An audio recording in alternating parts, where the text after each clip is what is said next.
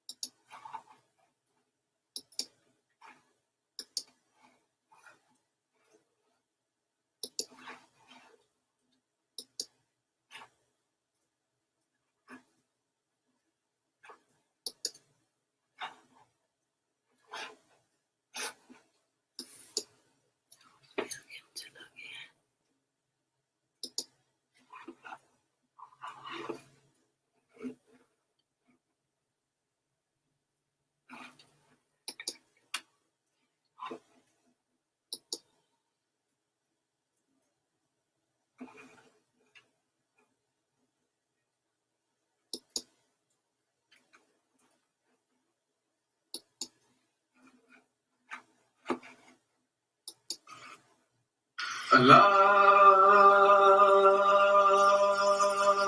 Akbar, Allahu Akbar, Allahu Akbar, Allahu Akbar. Ashhadu an la ilaha illallah.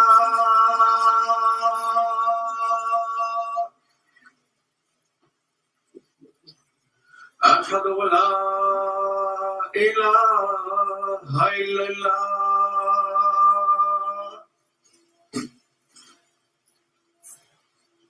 أشهد أن محمدا رسول الله.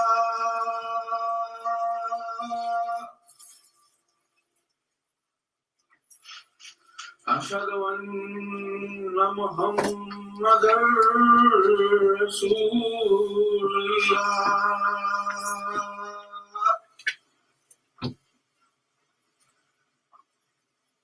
حي على الصلاة.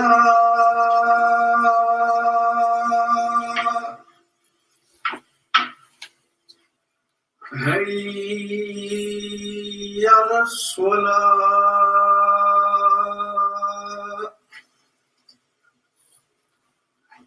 حي على الفلاح.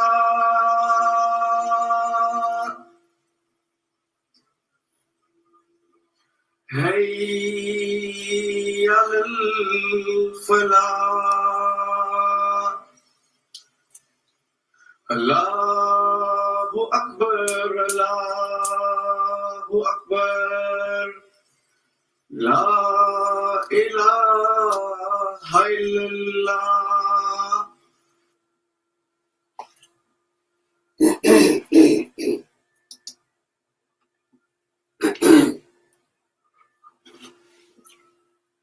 أشهد أن لا إله إلا الله وحده لا شريك له وأشهد أن محمدا عبده ورسوله. أما بعد فأعوذ بالله من الشيطان الرجيم. بسم الله الرحمن الرحيم.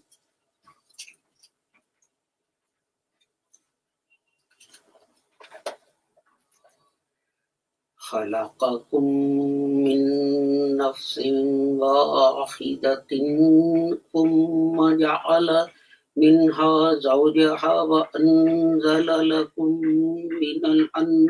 من الأنعام ثمانية أزواج يخلقكم في بطون أمهاتكم خلقا من بعد خلق في ظلمات ثلاث. ذلكم الله ربكم له الملك لا إله إلا هُوَ فَأَنَّى تُؤْفَكُونَ.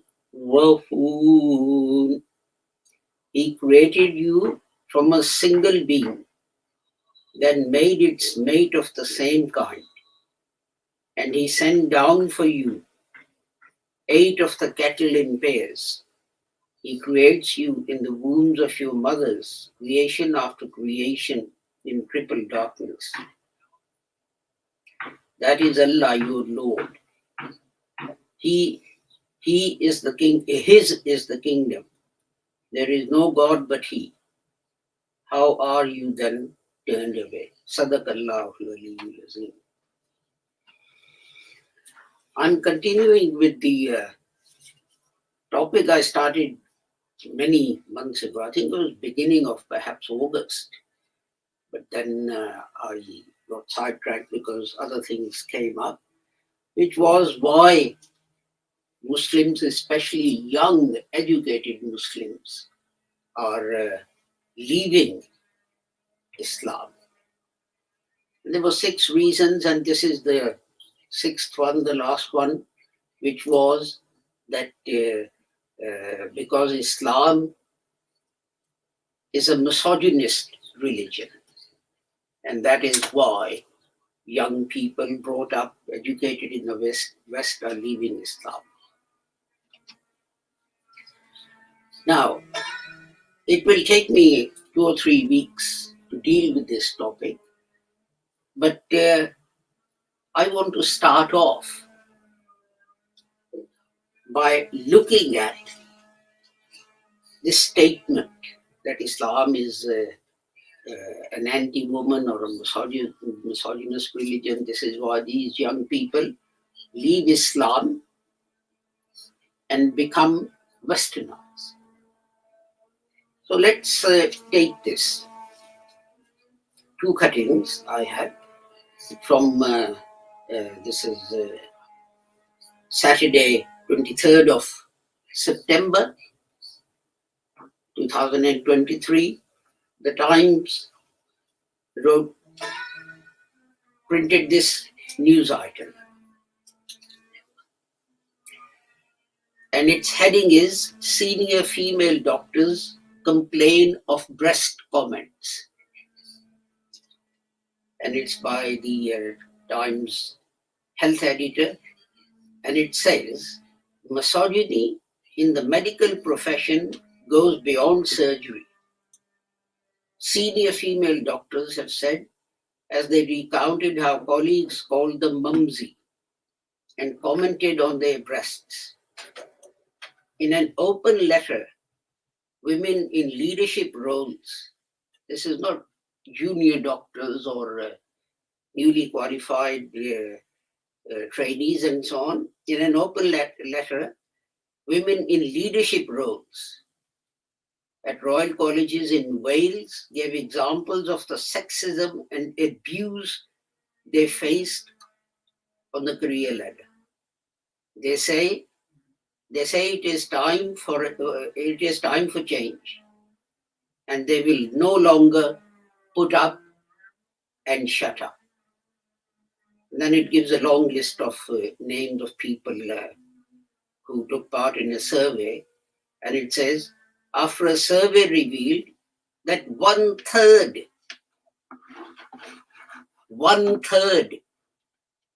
of female surgeons had been sexually assaulted by a colleague in the past 5 years. You're not talking about 1920s here. You're not talking about 1930s or 40s. We're talking about last 5 years. A research paper in the British Journal of Surgery unveiled the widespread sexual misconduct, including rape.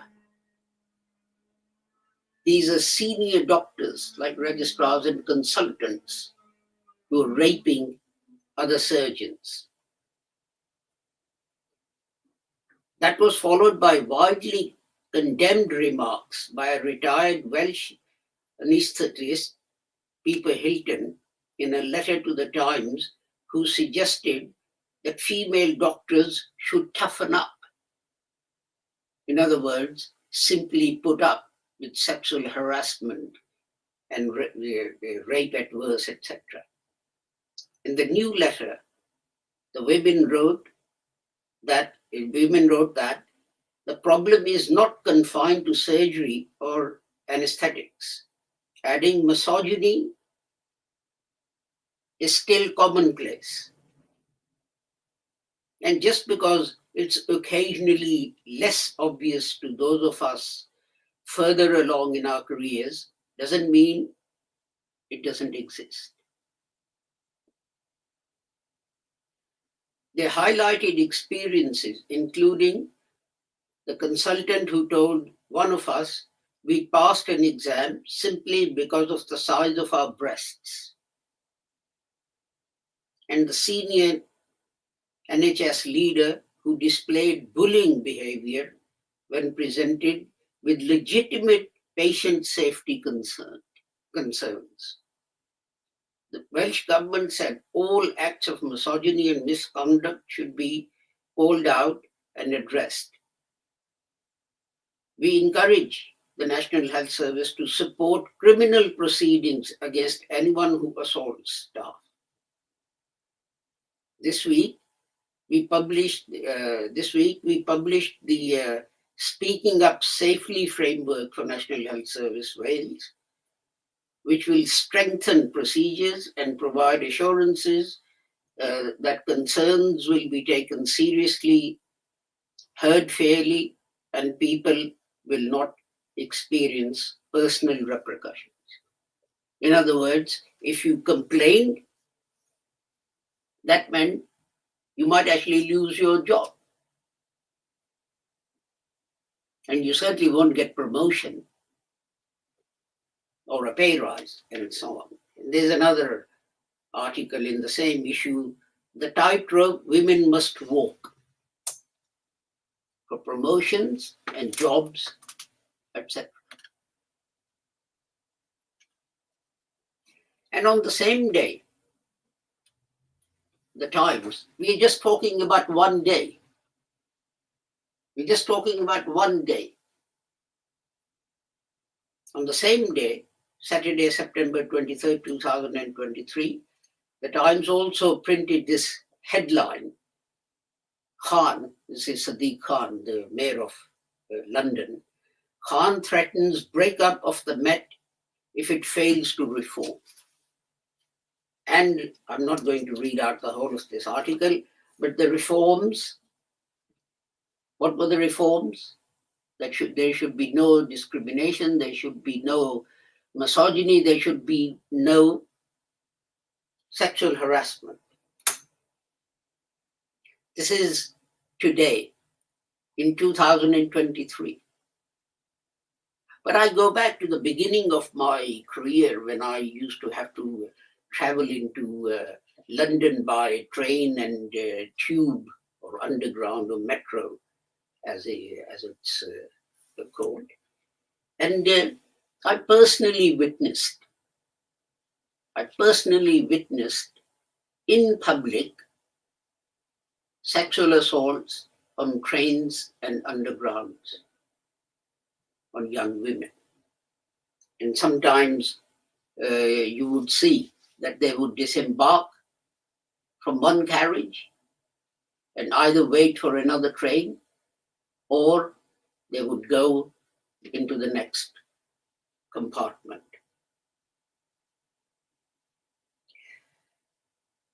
And such sexual harassment was commonplace in offices, in all places of work. I say offices because I worked in an office and I saw a young girl who was being sexually molested and so on and so forth. And no one was stepping forward to take any notice, forget about help, to take any notice of what was happening to her. I'm not going into the details of what sort of sexual harassment it was, but you would know what I'm talking about. Yet at the same time, that's when I started my creed. At that time, teachers and social workers who should have been aware of what was going on, maybe it was even happening to them, they would complain that Muslim parents are too strict. They don't allow their girls to, they don't allow their girls freedom. They don't let them go out unsupervised. Recently,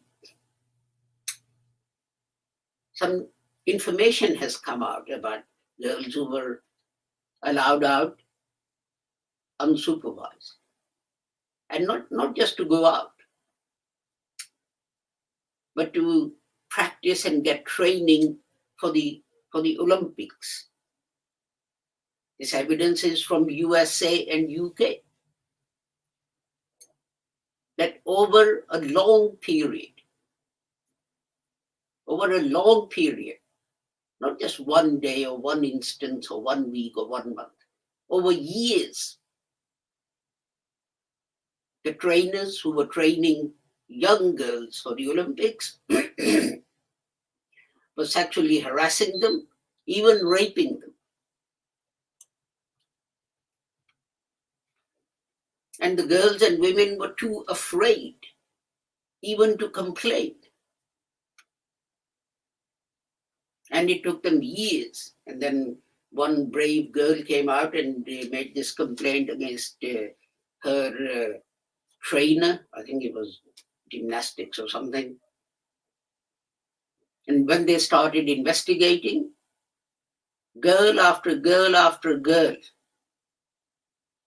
said the same thing happened to me. And this happened in the UK as well. And from the authorities, you get this statement, oh, he's been suspended, oh, we're investigating, oh, once it's proven, then we'll take action. Now, how long does it take? 1 week, the investigation and action? 1 month? It takes years, not even a year. It takes years. Now just imagine. This woman or these women or these girls have been subjected to vile attacks. Can you imagine what psychological impact these attacks had on them? How these attacks distorted their psyche? And now what's going to happen? They're going to have to relive those attacks, those instances, those times for the inquiry. And then if the inquiry finds that there is cause for action, then what will happen?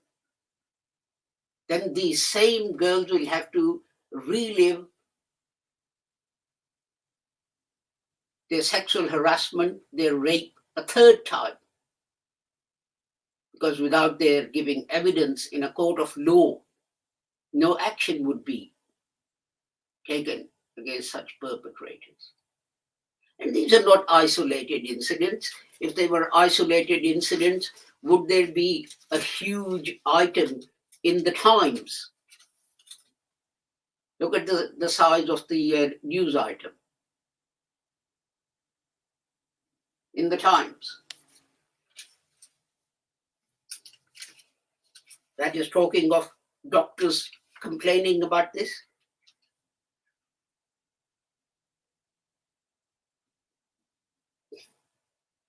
And yet, the school teachers and the social workers, their constant complaint is that Muslims are too strict with their girls. They don't let them out unsupervised and so on. Which do you think is better? Which do you think is better? Supervising them and perhaps upsetting them by saying, no, you're not going to be allowed to go and have a training session with Mr. XYZ, which will last half an hour or whatever, or years of mental agony, years and years of mental agony, not even being able to speak about the incidents to anyone. So the greatest fear is that no one is going to believe them, no one is going to take them seriously. And it amazes me that these educated young men who find Islam a misogynist religion and want to leave Islam, shouldn't they be joining something that is better at protecting women? Rather than a society that perpetuates mistreatment of women. The question before the Holy Quran, the question before Islam is, how are we going to protect women? You know, an example is that people say, well, this shouldn't happen. Well, it shouldn't, but it does. So what are you going to do? You know, no one should come into my house and steal my belongings. Does that mean I should leave the door open? Does it mean when I go shopping or when I go outside, I shouldn't lock the door? No. You take all the precautions you can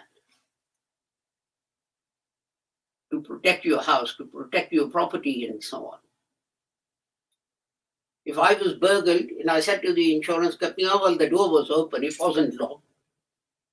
And the insurance company asked me, why was that? And my reply was, well, you know, it's my choice. No one should come into my house. No one should steal my things. This is wrong. What would be the insurance company's reply? Well, the first thing you have to do is to take steps to protect your property. And then you say no one should come into the house. I call the police and they'll say, okay, which door did the burglar break? Which window did the burglar break? And I said, oh, well, they didn't break any door or window. I just left the door unlocked and they came in, but they shouldn't come in because it's not their house. What do you think the police will do after they stop laughing at me? And this is the point that people fail to understand. It applies not just to women, but also young children as well, who are molested and raped in care homes and in other places. We Muslims, we always take a defensive attitude. Oh, it's this, it's that, and so on and so forth. As if the Western society is some kind of a panacea for happiness and everything. As if Western society is some kind of paradise that we are living in. Answer back. Ask them, how are you better? When in United States, a trainer rapes 15, 20 gymnasts over a long period of years and no one takes any notice. But Islam starts off by saying, protect yourself. The verses that I recited, they said that God created you from a single being and then made it made of the same kind. So as far as God is concerned, men and women are the same. There is no difference between them. The restrictions Islam has put are for protection of a section of society that needs protecting. It's no more than the police saying to me or saying to people when you go out, close your windows and lock your doors so that no one can get in and steal your stuff. So next Friday, inshallah, I will deal in detail with the specific verses of the Holy Quran which people use to criticize Islam and the Holy Quran and say it is misogynist. It's not misogynist. These are a young woman walking home alone at night. Isn't she opening herself to all kinds of dangers? Islam says don't do it. Islam says don't expose yourself to danger. But what is wrong with that? So we will deal with those verses which people criticize. بارك الله لنا ولكم في القرآن العظيم ونفعنا وإياكم بالآيات والذكر الحكيم إنه تعالى جواد كريم ملك بر رؤوف رحيم.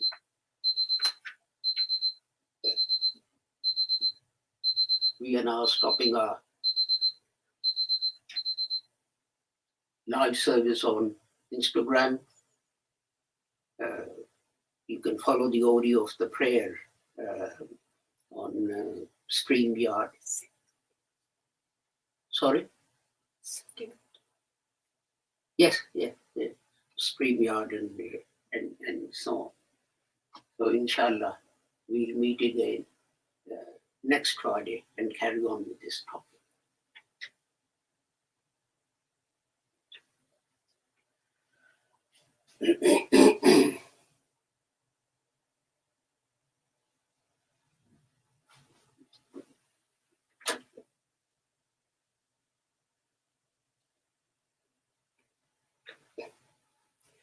Alhamdulillah.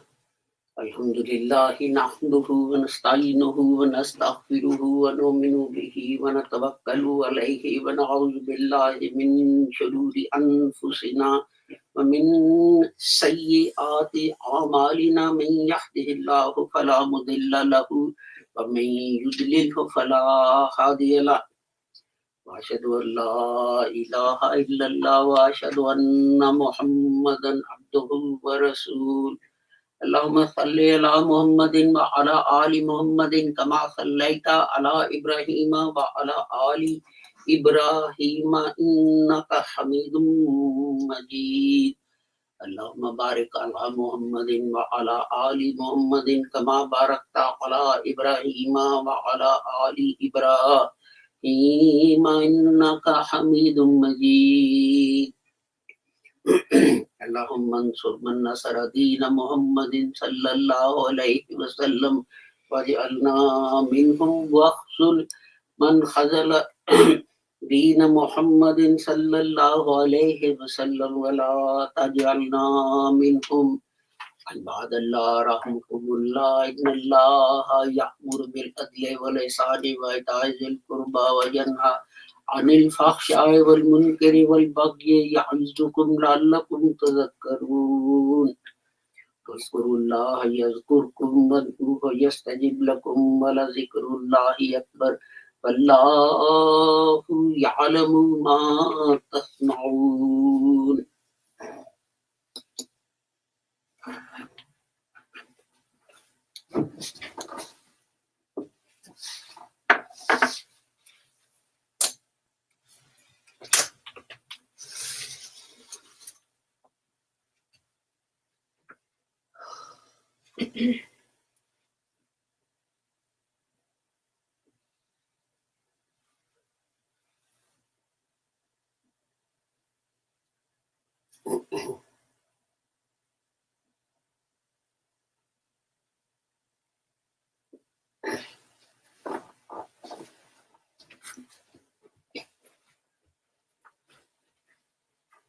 Allahu Akbar, Allahu Akbar. أشهد أن لا إله إلا الله أشهد أن محمدا رسول الله حي على الصلاة حي على الفلاح قد قامت الصلاة قد قامت الصلاة الله أكبر لا إله إلا الله الله أكبر.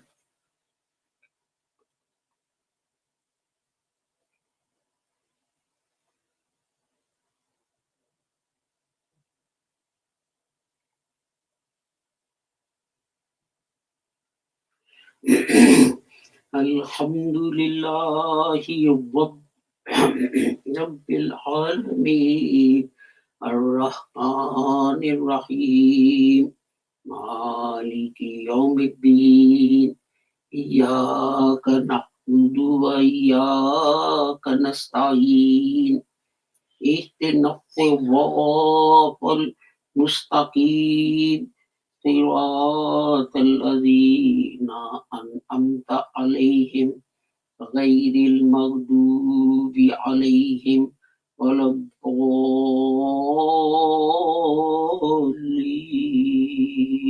آمين. ألهاكم التكاثر حتى زرتم المقابر كلا سوف تعلمون ثم كلا سوف تعلمون كلا لو تعلمون علم اليقين لتربن الجحيم ثم لترونها عين اليقين ثم لتسألن يومئذ عن النعيم. الله أكبر. سمع الله لمن حمده ربنا الله أكبر.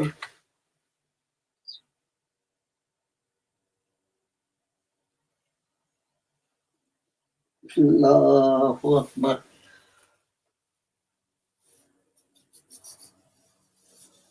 الله أكبر.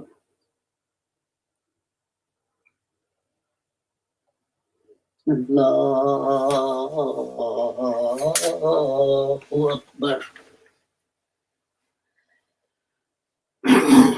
الحمد لله رب العالمين الرحمن الرحيم مالك يوم الدين إياك نعبد وإياك نستعين اهدنا الصراط المستقيم صراط الذين أنعمت عليهم غير المغضوب عليهم ولا الضالين آمين.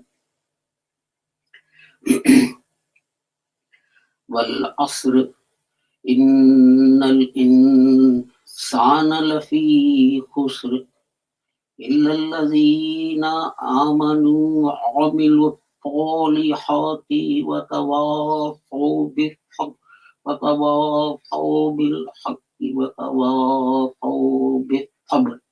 الله أكبر.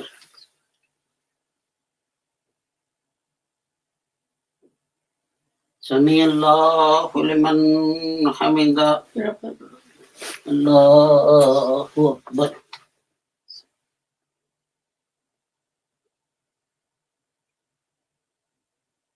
الله أكبر.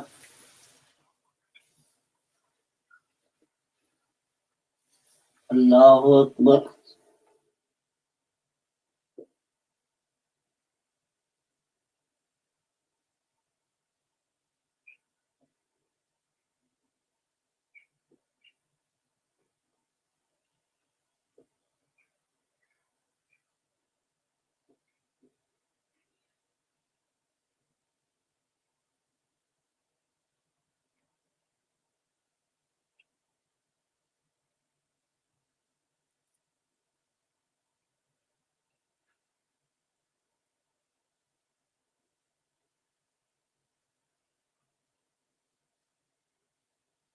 Allahu Akbar.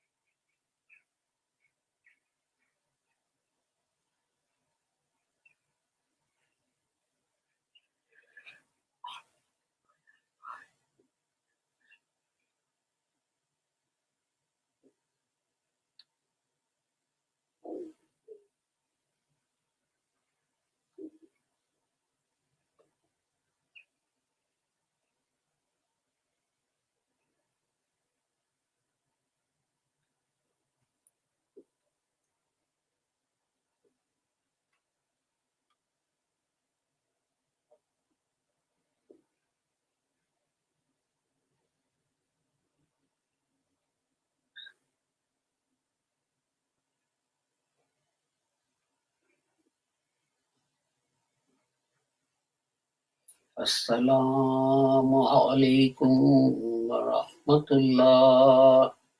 Assalamu alaikum wa rahmatullah. Astaghfirullah. Astaghfirullah.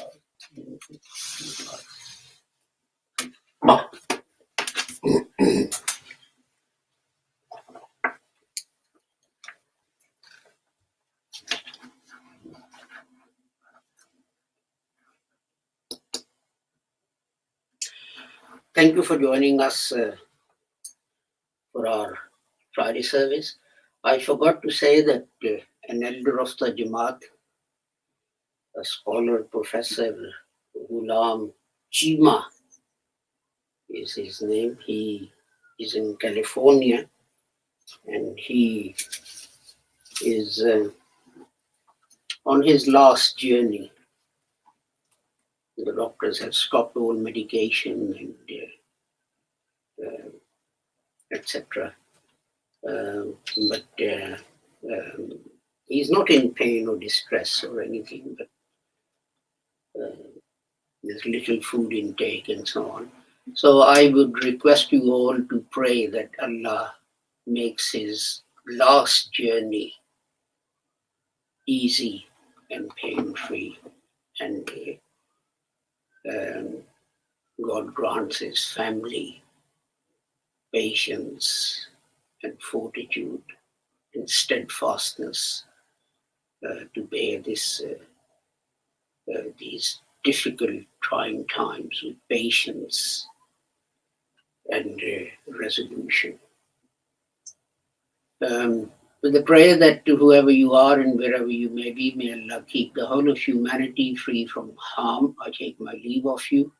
Assalamu alaikum, Khuda Hafiz, and goodbye.